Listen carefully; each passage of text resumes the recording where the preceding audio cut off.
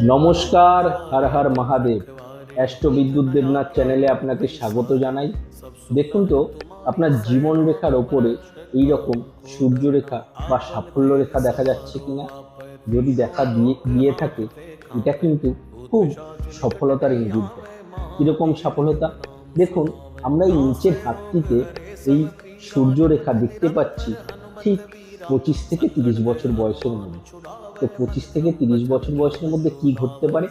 হয়তো আপনি কোনো পরীক্ষা দিয়েছেন, সেই পরীক্ষায় উত্তীর্ণ হয়ে যেতে পারেন, অথবা আপনি কোনো নতুন চাকরিও পেতে পারেন। আবার একটু নিচে নামলে আমরা এই রেখাটি ঠিক 35 থেকে 40 বছর বয়সের মধ্যে দেখতে পাচ্ছি। তো 35 থেকে 40 বছর বয়সের মধ্যে কি ঘটতে পারে? ঘটতে পারে আপনি হয়তো চাকরি করেন, সেই চাকরিতে আপনার প্রমোশন হয়ে যেতে পারে, অথবা আপনি যদি বিজনেস করে থাকেন, সেই বিজনেসে আপনি নতুন অপরচুনিটি পেতে পারেন। তো আপনার হাতে যদি এই লেখাটি থেকে থাকে, তা কমেন্ট করে অবশ্যই জানান।